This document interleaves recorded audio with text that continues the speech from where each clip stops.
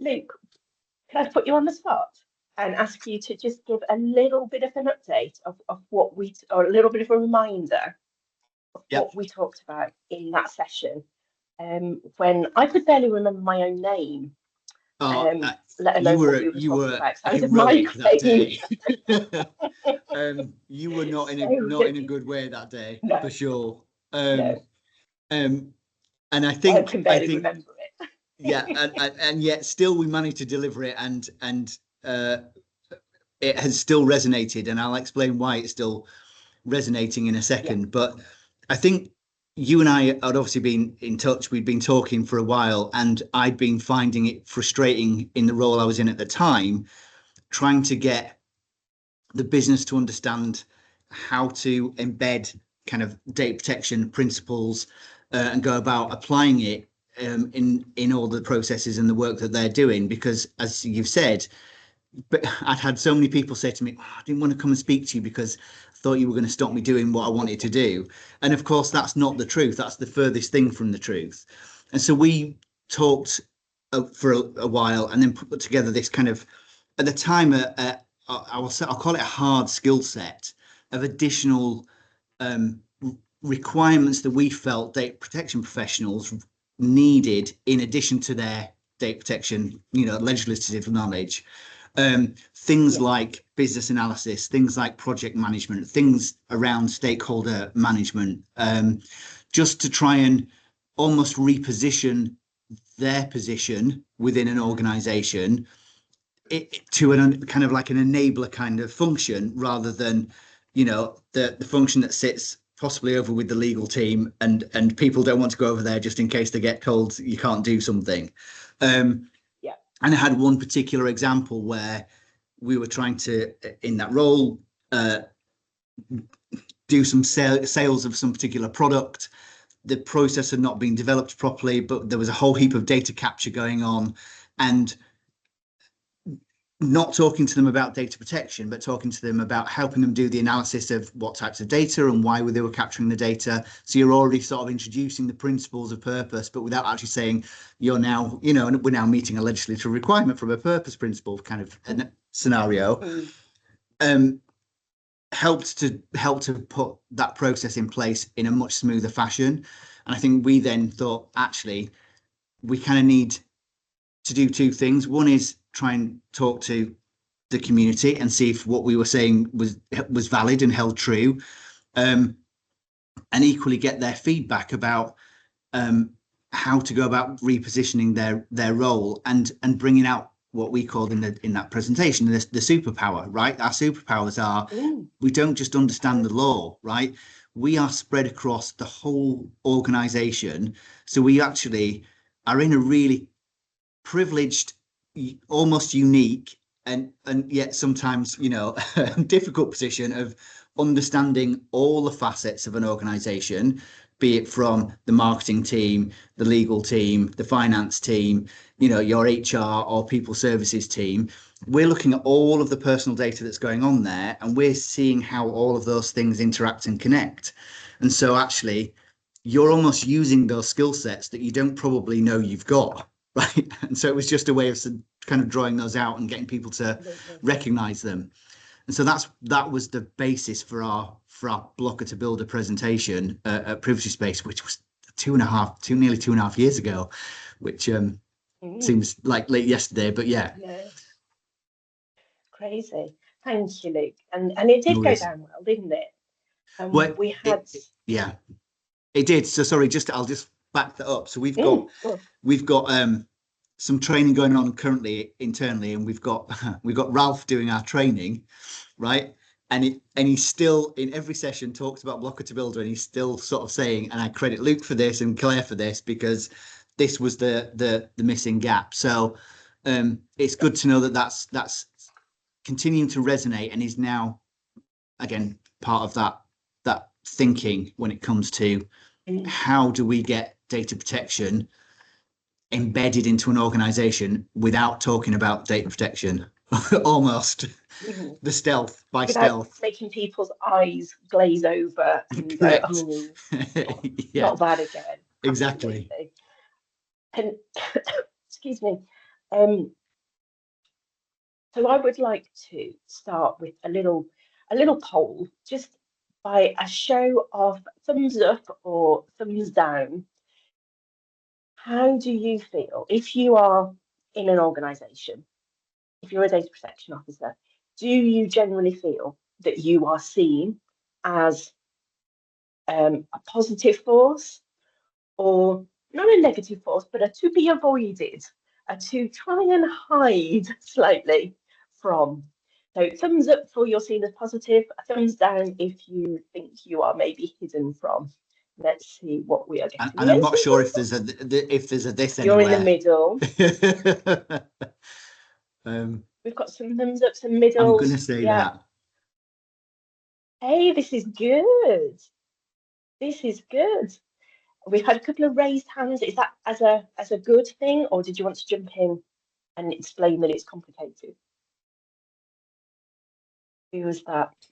Me. I'm sorry. I can't find my thumbs up. I can't really see it. My glasses are getting a bit weird. So you're positive? Yeah. I think I'm a bit of both. So it's weird. I don't know. Yeah. Be quiet now. I think that is the reality for a lot of them. I'm really pleased actually that there's some it takes time, somebody's saying. Yeah, absolutely. That I think there's some more positives than we were getting in that room 2 years ago, Luke. Would you say? I'd agree. I think at the time, I think that's fantastic. A lot of people were feeling we are just like we're almost handcuffed because we can't do what we're trying to do because of the impression people are given of us. Yeah, absolutely. And we've got people in the chat explaining that it depends on the organisation, and that is being agreed with wholeheartedly, and that it takes time. Absolutely. I know a few of you are in new roles as well at the moment. So of course you kind of got to start again. And we've got Catherine, thumbs up, but it's taken hard graft for over 3 years to get to the position that you're in. And there's departmental variance within organisations. Absolutely. I've been probably a little bit simplistic there, that there will be in pockets. You're getting both experiences. Absolutely. There'll be some teams who will come to you and other teams that will hide when they see you coming. So how can we make sure that we're getting that positive in every team? Well, how can we help make that more likely? So I wanted to talk about, as I say, a few books. First of all, I'm really, really pleased that it is looking more positive than I think it was a couple of years ago. So that's absolutely fantastic. Let's just take it to the next level. And the books that I wanted to talk about today, I'm going to start with. You will have heard me talk about Start with Purpose constantly. And of course, I'm not the first person to come up with that.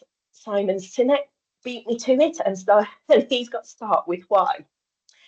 And actually, he's talking about leaders in all sorts of businesses, and how you can't be a passionate and effective leader unless you're really clear on your why. And I found that that approach really, really helpful. And actually, I had this discussion with Chris. I think Chris is in the room. Yesterday, we were talking about. I made notes as we were talking about engagement and passion and culture. And Gary, who's here, did a brilliant session on the Hive Live before about culture and really improving that positive data culture. So start with why. And guess what? I forgot my laptop. I also forgot the actual books. They're sitting on my bookshelf at home. And I'm back in the office, so that's not very useful. So I will send you a handout that's got links to all of these on them. So again, if you are happy to either come on and talk or stick it in the chat box, are you clear on your why as a DPO in terms of how your role contributes to the whole organisation's purpose? What do you think your why is in terms of how you contribute to the organisation's purpose. And I'm going to have a little look in the chat. I'll tell you what my thoughts on that as well.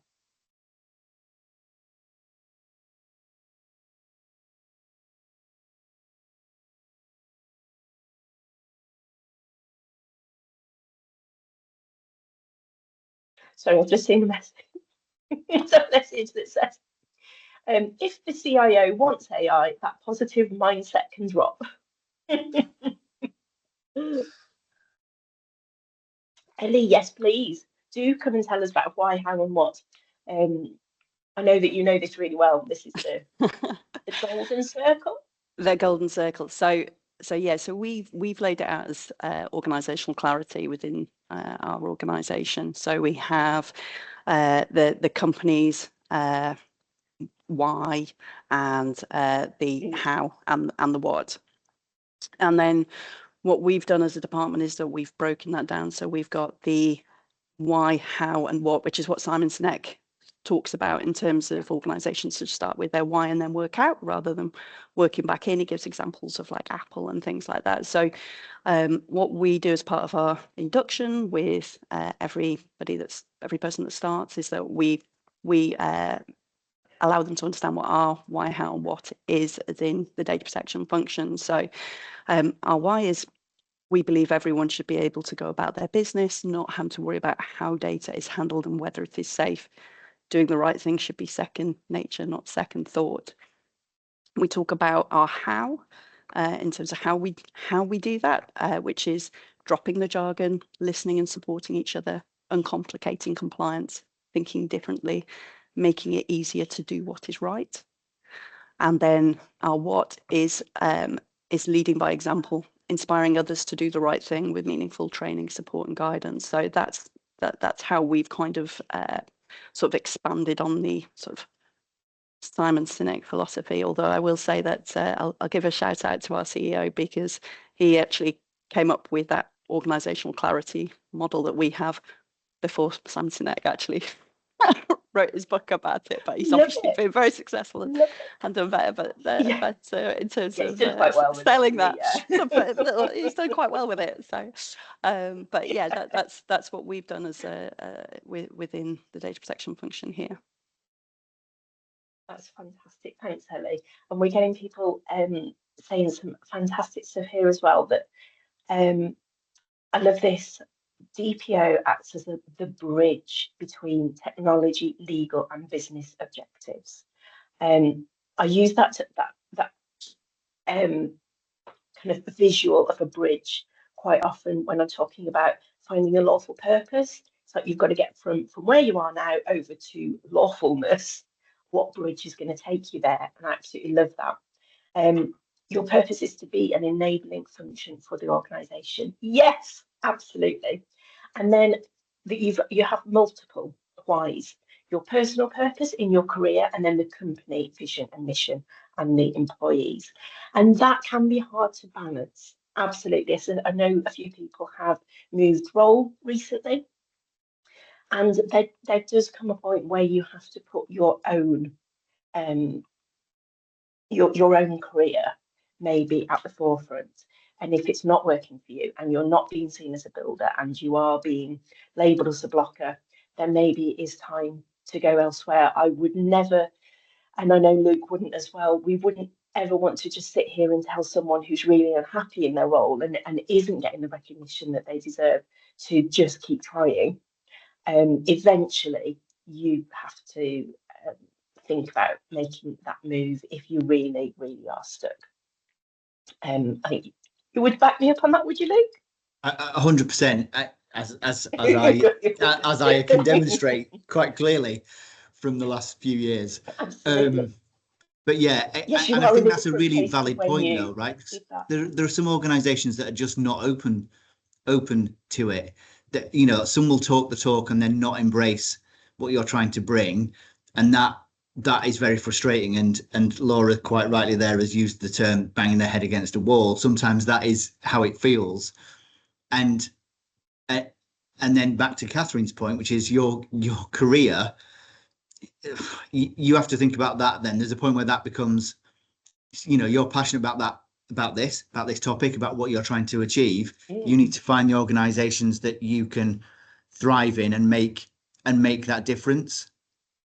So you've got to balance a really delicate balance. Sometimes it's, you know, getting to the point where you've said, have I done everything I can do to try and make this change?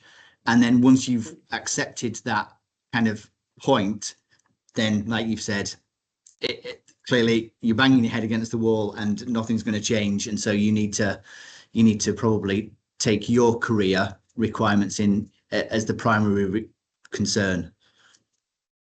Absolutely, yeah.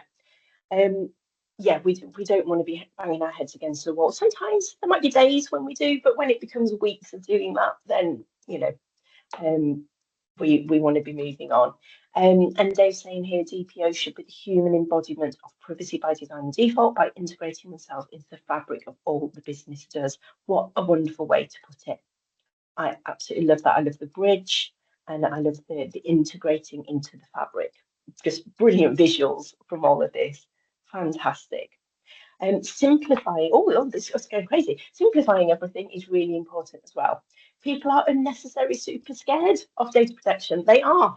And I won't go as far as saying that I think GDPR can be easy peasy, but we are responsible for putting it into language that people understand, dropping the jargon, and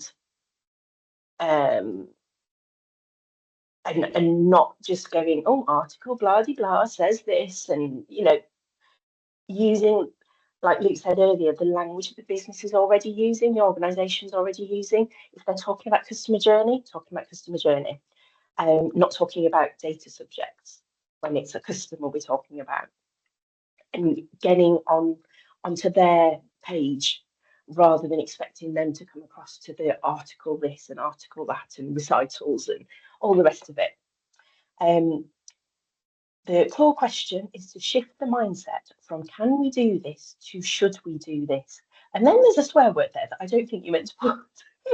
I think that's a typo. Yes, to should we do this? Again, absolutely love that. Ellie's adding that they also have jobs to be done in their department, which are to build trust, provide opportunities, empower our teams, so that's the wider teams, and a sense of belonging, which is lovely. What are they scared of? If it's the outcome of an incident, then look at company culture. Company culture is so important when it comes to, you know, data protection. It's really hard to build in a positive data protection culture if you've got a toxic culture more widely. Because data protection is about doing the right thing for people. And if the business at the end of the day doesn't really care about people, then it's going to be really, really difficult. And that might be when you might want to look at other places. A lot of the people here today, we work in purpose-led organisations. Even if they're commercial, there's still that kind of feeling of being value-led and having a mission that is bigger than just money. And so those companies and those organisations should be a little bit easier to get that data culture in there, because we can demonstrate that their purpose and our purpose, our whys, are the same thing, or are very, very closely aligned at the very least. Can I just pick up on some of the sentiment that's gone through there? Because I think it's quite interesting, the evolution of where we started when we did the first presentation, which was almost looking at us as the individuals and how do we rebadge ourselves in an organization to not be data protection people, to some of like the wording, especially what Ellie's written down there, the building trust, providing opportunities, empowering teams. We've gone beyond that hard skill set, and now we're looking at helping to drive the organization towards a much more kind of positive outcome for society and what they're trying to achieve. So we've almost become we've almost become coaches, data coaches, right? About how do we get to those objectives. And it's interesting, the trust thing, you know, as we're all aware, I have a very specific view about the enforcement that goes on, and I don't talk about enforcement. I talk about building trust with your customers, be those internal employees or your actual customers, as being the key element of our role. And we're doing that through our understanding of data protection, but we're not talking about the actual law, like you said, not talking about the articles, not talking about how they apply, not using the C word, the compliance word, which seems to put a lot of people off. But we're talking about what is it that we're trying to achieve? What is it, you know, what data is it that we're trying to use to do that? How will that help us build trust? And then kind of spreading that ethos throughout the company. And it's just really interesting seeing the sentiment words being used rather than the hard skills words being used. So and now we've got raised hands, so I'm going to stop talking. Thank you for we have that out. Jacqueline, I think you're first. Yeah, that was what I was just going to mirror that. The way we kind of I started this role about 3 years ago now, and I was brought in to replace a really non-functional team within data protection, and they've been there since the beginning, where everybody started sending memes out saying all companies were going to go down because data protection was coming in and all that. People trying to be funny, and it really wasn't. It was really negative and an absolute arse to get over. So that was what I was brought in to kind of put the, I don't know, scouse spin on it, to like make it a little bit more not boring. So the way I did it was I'm never going to say no to anything you say, any new system you want to bring in, unless obviously we're writing things on a sticky note and sticking it on a bus. I'll never say no to you, but what I will do is hold your hands and think about a different way of doing it, which is more compliant, which is in line with what we want to do as a company. We're not here to tell you what to do, because we've got recovery and NHS links and all of that as well, not just the housing. So, and we did go down that road. We don't call them data subjects, we call them service users, we call them customers, we call them, and it makes it a lot more personal. And I think that was one of the biggest hurdles that we had to overcome, was the fact that, like that, we were a blocker and we were going to say no matter what you said to us. We're going to say no, because it was all you were going to do was, you were going to get sacked essentially if you came in to see me.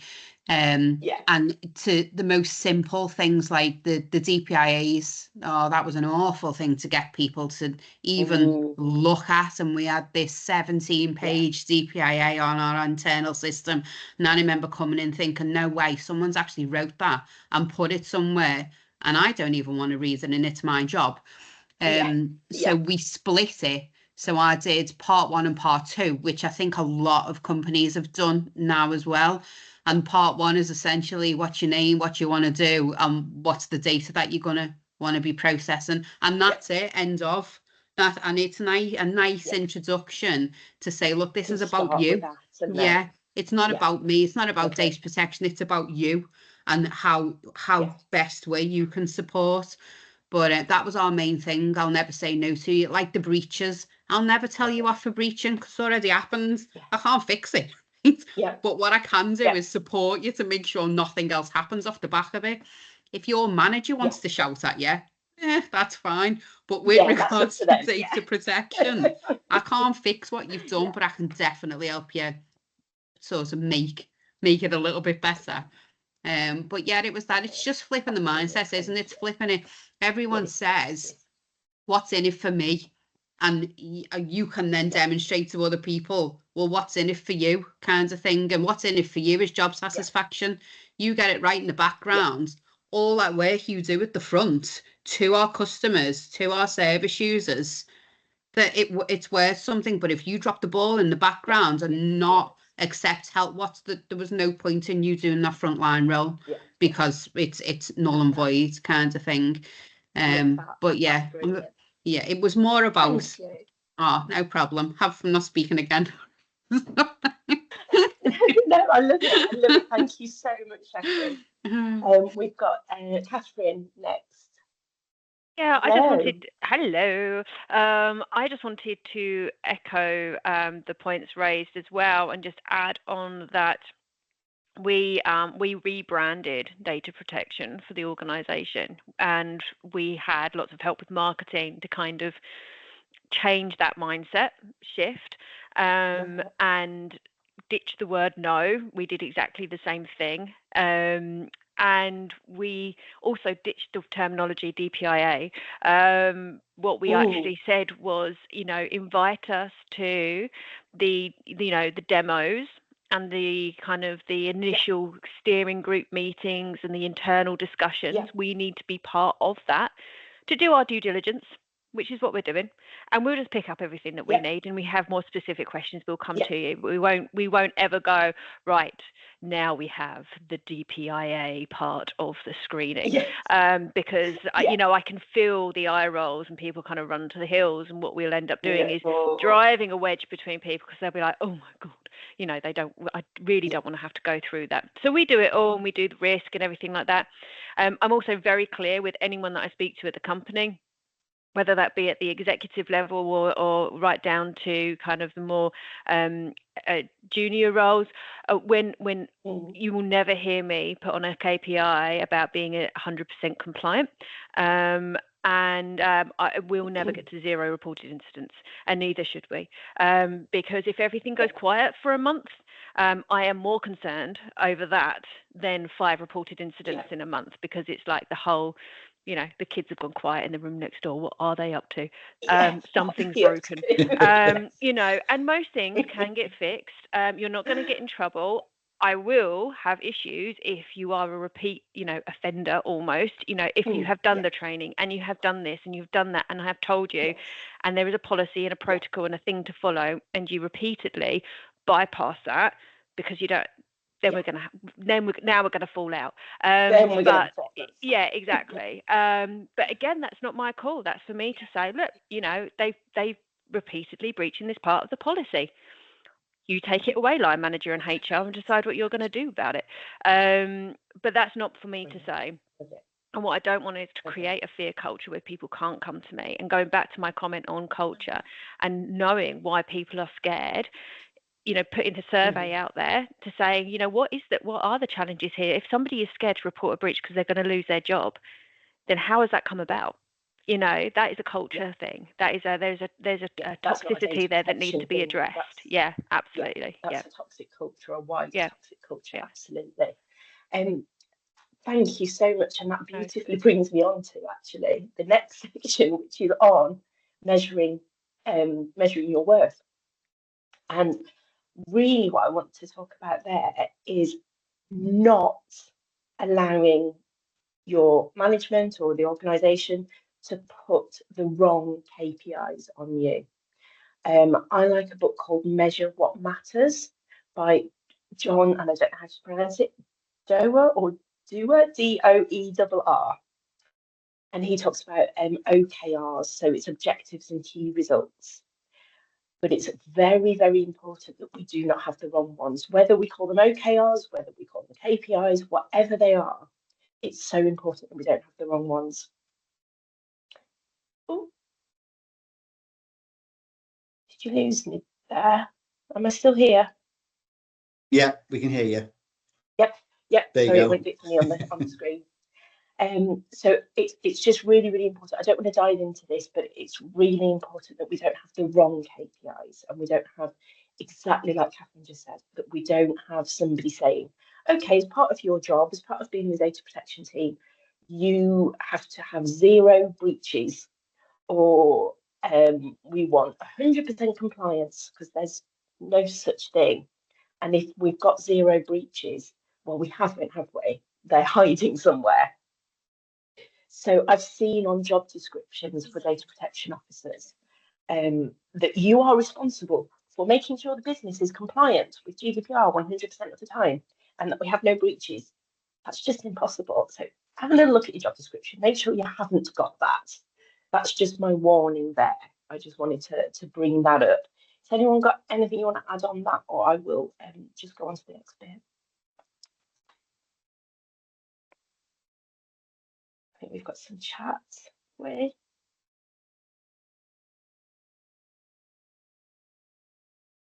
So you prefer OKRs, not KPIs? Yeah. I think the really key point is that they're not the wrong thing. Running off to look at your job description. When you, this was agreeing with Catherine, when you get the repeat offenders, it's sometimes really difficult to engage with management or even HR. They don't see the importance in what you tell them sometimes. It doesn't help if it's low risk breach, as they just put it down to, oh, it's not that serious. It was a genuine error. But they have done it 3 times or something, then absolutely you're seeing that big picture and you are getting very, very frustrated. Completely agree with that, Benji, and I do see that all the time. And it's part of this kind of trying to rebadge, you know, what could actually have gone wrong. A little bit of role play, I think, is always really useful in these situations. Let's look at how it could have gone wrong, how bad it could have been. Maybe if that email had something different in it. You know, looking at the freedom of information request from the police service in Northern Ireland, that had huge impacts on people from just a spreadsheet being emailed out.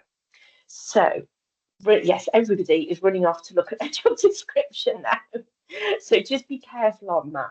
We could talk for days and days about how to produce the right OKRs or KPIs for your role. But the main thing is we don't have the wrong ones. I think that's the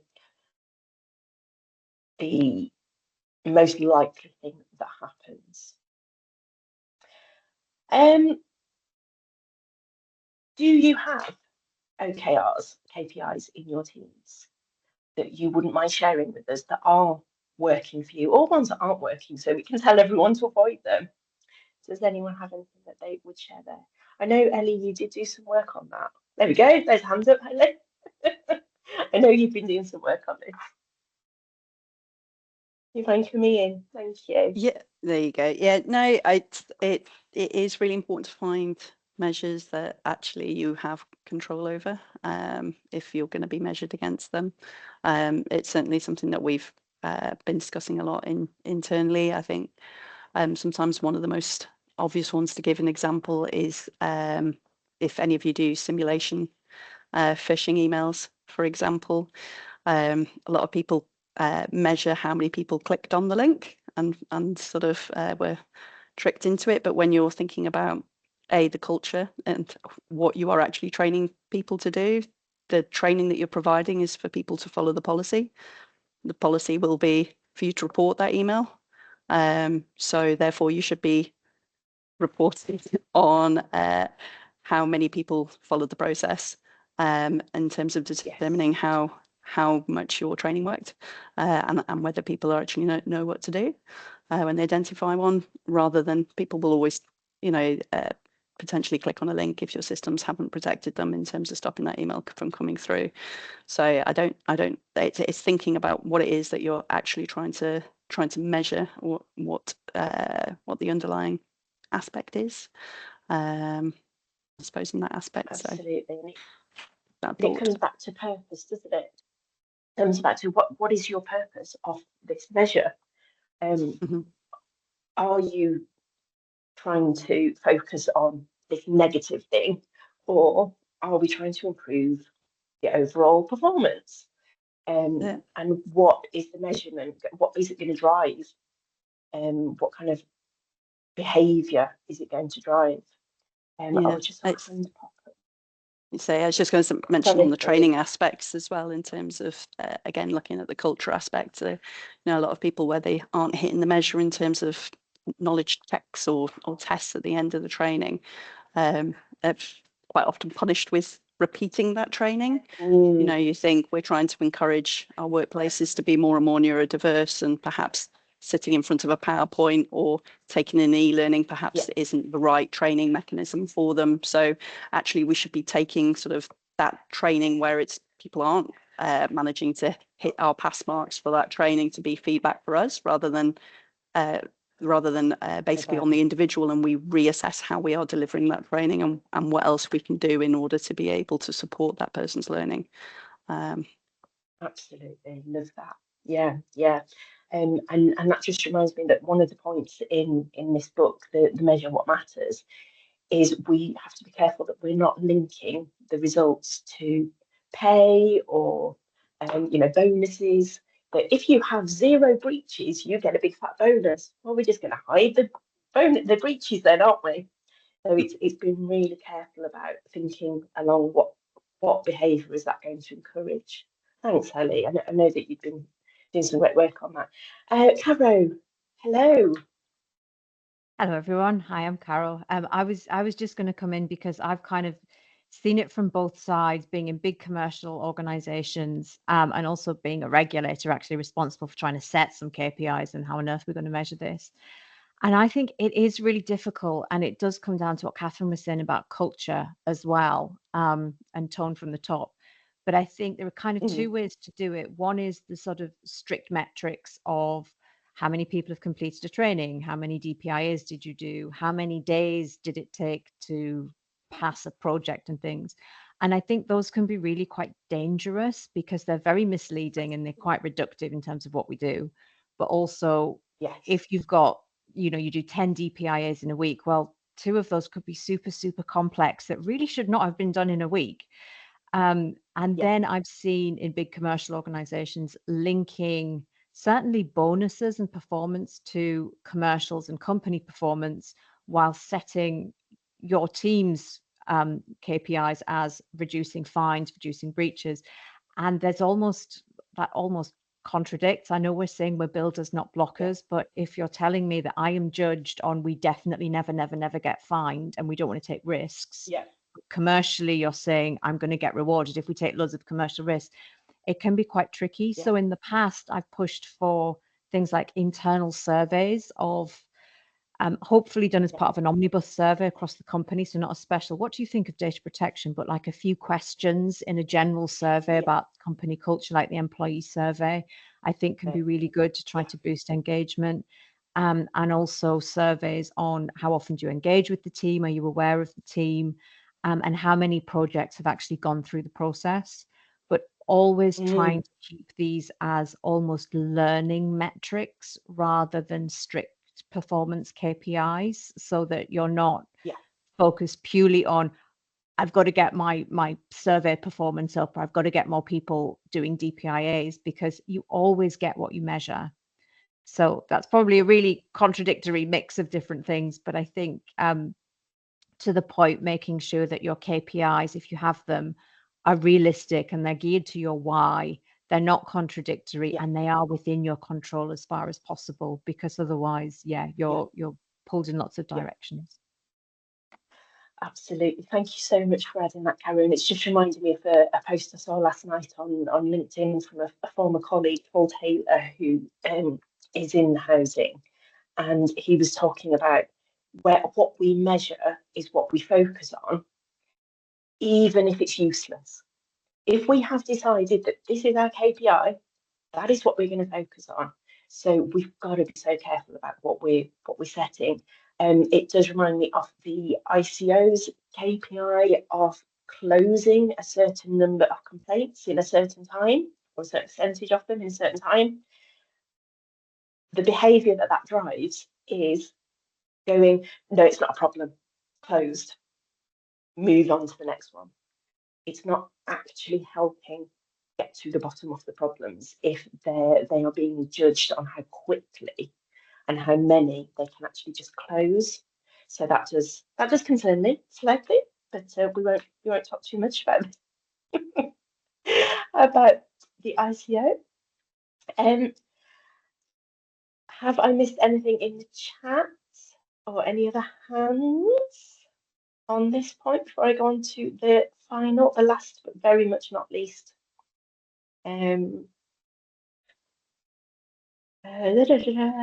Need to jump off, no problem. Speak to you soon, and we'll have the recording.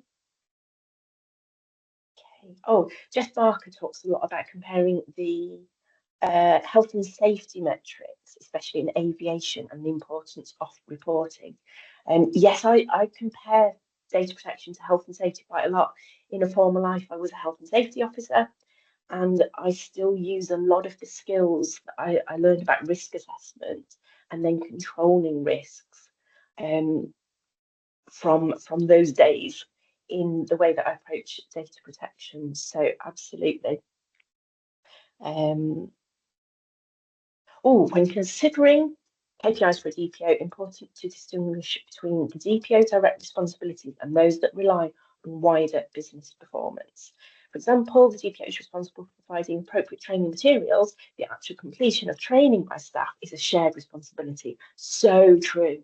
This comes back to that point of the DPO should not be told in their job description or any other way that you are responsible for compliance. You must make sure we are compliant. You must make sure we all do the training.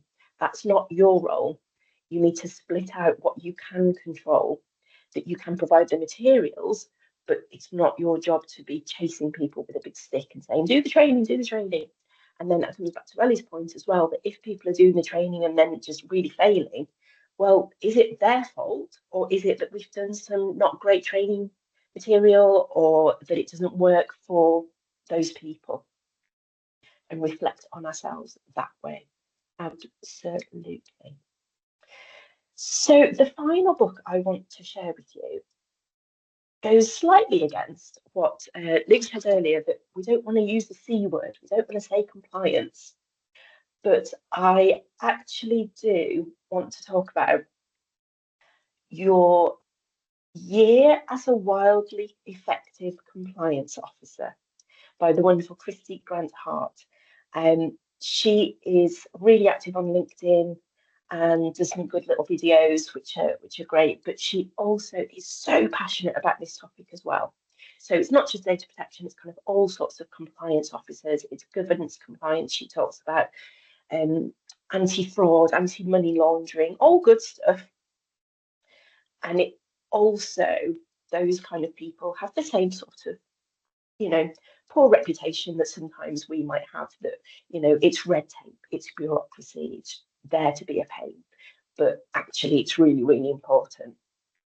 And she's got a few books, but the one that is your year as a wildly effective compliance officer, and I'll send you links out to this, is it's more of a handbook, and it's not about the law. One of the descriptions is that it's not a legal book, it's a human book, which I really love. And it's like it's a journal, and it literally takes you through the year, and it takes you through some examples and some exercises, sorry is the word, exercises that you can do. Some of it is about looking ahead, some of it is about reflecting on what you've done so far, what do you need to do next, what do you need to improve on. So good. To really, really get you to reflect on, what you can control and what you can't control. So I asked Kristy yesterday if there was just one thing that she could say to you guys. Told you about the Hive Live that we're doing today, Hive Online that we're doing today, the Hive Live, the conference in October. I said, what would just be that one thing that you would want to tell these people? So she said, and I absolutely love this, she said, reminder, when you get down, remember that you're part of a community of people dedicated to making the world a fairer and better place. When we change how business is done, we literally change the world for people affected by bribery, corruption, terrorist financing through money laundering, unfair business practices, etc. You make a real difference, and you should be infinitely proud of that. And that's what I think as well. I can't take the credit for the wonderful way that she manages to word it. She's got a wonderful way with words. But that is so true. And I think today, and all the sessions that we do with the Hive Online, the Hive Live conference that we've got coming up in October, and I have to say as well, the Data International Housing Network, the DISH, that many of you here are members of, things like Privacy Space that we've got coming up in April, and Luke and I started this journey in November 22. So many places where we can build on that community. And I really, really do think that we have a wonderful, wonderful community of people here who have come today to share, you know, all their knowledge and share their experience. And there are so many more people out there as well. We've talked about Jess Barker and millions of other people out there that are doing similar. So that would be the last thing that I would want to discuss, really. And I'd love to hear from you either in the chat or pop that hands up. What are the things that you would recommend, whether that's a place to go or an online thing, or particular people that you would recommend for those moments when we are feeling a little bit lonely, a little bit down, of where we can go and so you've not heard of your year as a widely effective compliance officer. It doesn't roll off the tongue, does it? It's quite difficult, but it is brilliant. Love a good recommendation. Brilliant. Love this, Dave. The pub is helpful and needed often, definitely. And it's not a coincidence that we built that in to the Hive Live experience. We do go to the pub the night before and the night after. Everyone in this room. Love it. Thanks, Catherine. LinkedIn, absolutely. I've met most of you through LinkedIn. PrivSec, I've never actually been to PrivSec yet, but yeah, that's a really good recommendation. Thank you. We'll all see you down at the pub, we're saying. Oh, these are happy tears. Beautiful words, Laura says. It absolutely is. What am I missing? This keeps scrolling.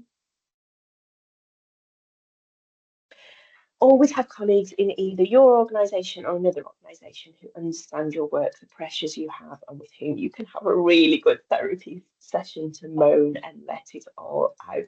Definitely a virtual coffee if you can't make it in real life. Caro and I have actually got a virtual coffee set up, haven't we? And I am always around for a virtual coffee event, a moan. You don't have to drink coffee. I won't judge you if you're weird and you don't drink coffee. But we need those connections. And actually last year at IRMS, which is another brilliant conference full of amazing professionals, this year it's in Birmingham in May, I was on a panel about imposter syndrome. I felt like an imposter being asked to be on the panel to talk about imposter syndrome. But that was kind of one of our main kind of pieces of advice in the whole room was exactly this, that we need we need to have coffee or tea sessions. Gary will offer tea as an alternative, but we need this. We need the community. We need to speak to each other. I really am seeing such a difference. You know, I say we started talking about this 2 and a bit years ago, and we are definitely seeing it grow and it become more positive. Data protection is being seen as more positive. We are seeing ourselves as more positive, which I absolutely love, but we still have a way to go. And so we are all here for that. I think I've said it before, but I'll say it again. The words data protection they don't do what it says on the tin. It sounds like we just care about collecting all the data and then keeping it and, you know, hoarding it. I've been watching Hoarders. There's a 24/7 Hoarders channel available on Amazon that I discovered, and I've been hoarding my episodes of Hoarders. But I think people think we're like that. We're hoarders with data and we just want to keep it and nobody else can touch it and nobody else can look at it. And it's not about that. It's about having the right data and doing the right things with it and sharing it when needs be. So, you know, we've got a lot to get over in terms of those misunderstandings. Sam is also offering a brew and a breather, and also recommends the pub before the Hive Live. It was great to see there last year. Privacy and data protection is not a solo journey. It's a team expedition. I love that, Baz, and I know Luke will love the word expedition as well. I wasn't gonna mention it. Go on, tell us. No. But if anybody wants to go to expedition. Killing, no, joking. If you want to go to Kilimanjaro on a real expedition, Luke is your man. He leads people up that mountain. I can barely get up the stairs to my upstairs office. He's absolutely inspirational. So yeah, the word expedition feels like a perfect place to end. That is a perfect term there, Baz. Thank you so much. It is not a solo journey, it is a team expedition. And I am so grateful to have all of you on my team as we brave the world of data protection. The mountains are calling, Catherine says. Love it. Thank you so much for being here today.